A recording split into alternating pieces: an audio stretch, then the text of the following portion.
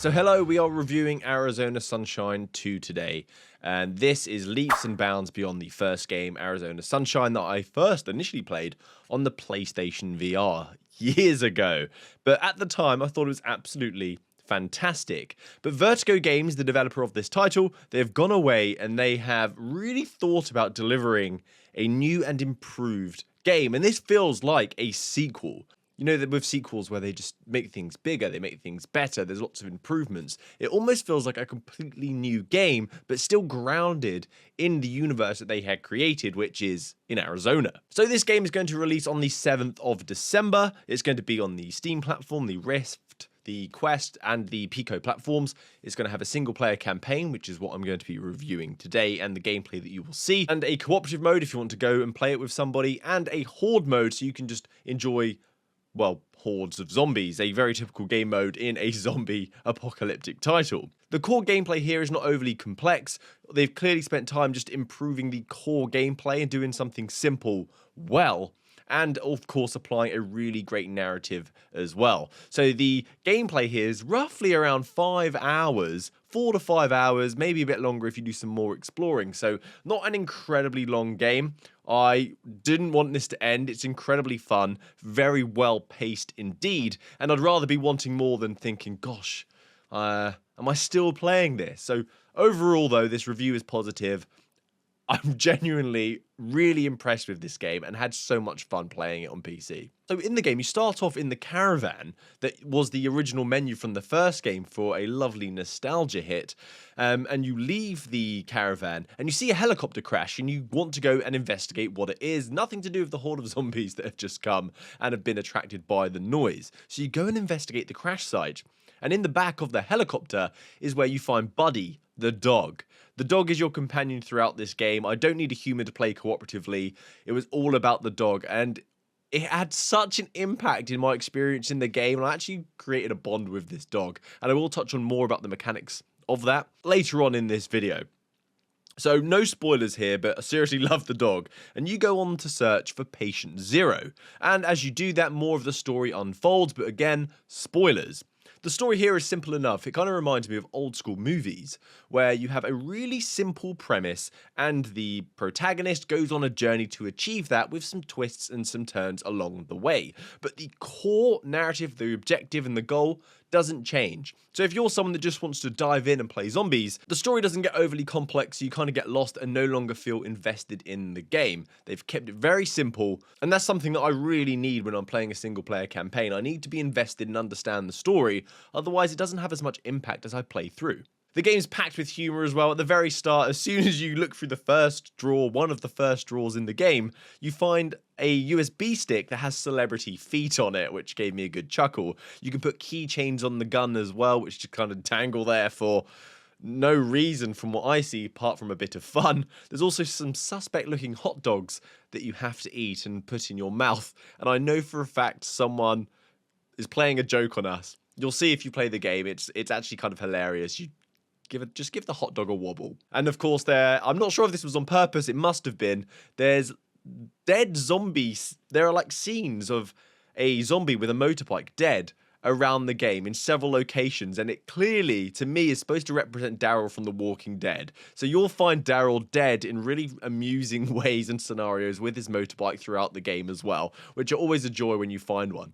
So in this game, they are using a new next-gen improved gore system as well, which you will immediately notice and is a huge reason why the gameplay is so much fun here. For example, I just got completely obsessed with just taking off heads. You have to take off heads. Not only is it more effective at killing them, you get this amazing explosion. The head just kind of obliterates, and there's also a sound effect that goes along with it that makes it rather rewarding to take off heads. And this same thing happens if you're using a melee weapon as well. You just swing your arm down with the machete, hit them in the head, and you get this really satisfying bludgeoning sort of sound before the enemies hit the floor. You're also able to take off limbs as well to, if you want them crawling on the floor, shoot the legs and they start crawling as well. There's just a lot more gore here and a lot more flexibility in killing the enemies.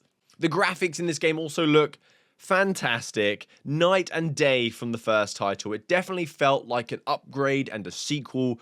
I thought the game was really beautiful. Although I am playing on a 4090, I had everything maxed out, 8 times on the anti-aliasing, and things were crisp. I was playing on the Quest 3 wirelessly, and it was such a smooth, stunning experience. I really did love it. One thing that was really impressive with this game is, just like the first game, is the number of assets that it could have on screen at once. You would have hordes of zombies coming at you, and it was a little overwhelming at times, but it still managed to play smooth, have really great visuals and detail on each of the zombies as well. Even though there still are some repeats, but there looked to be a lot more variety this time. It wasn't like the same woman in a bikini copy and paste about 50 times. And something they did well here is they had real dynamic gameplay. So there were moments where you'd have a zombie here or there as you're traversing through sewers, neighborhoods, laboratories. And then they would have really crazy moments where things would just become chaotic. Tons of zombies on screen at once, and you have to learn how to deal with that many enemies. Something I learned early on is the explosives that you can craft. You open this case, you put your items in that you collect throughout the world, and you can craft different items. But using that box is absolutely paramount. Having explosives on you, using the environment like the gas canisters to try and take out enemies silently or in big groups is paramount to your success in this game. But it was super fun and rewarding pulling out a machine gun or a shotgun and just taking out tens upon tens of zombies all at once, and it's a massacre in front of you. Incredibly rewarding experience and so much fun.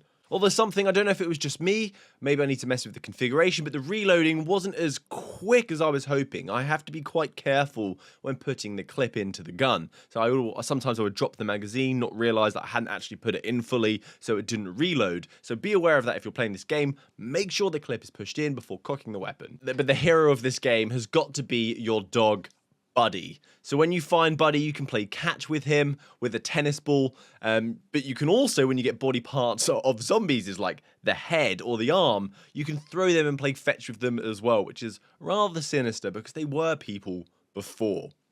Something about Buddy as well is that you use him to help you traverse through the game. If there are items that you cannot reach, you can tell Buddy to go pick up a key or move a person away from a door so you can push it open. He becomes a companion and assists you. I really loved the relationship. I don't want any spoilers, but things happen in this game.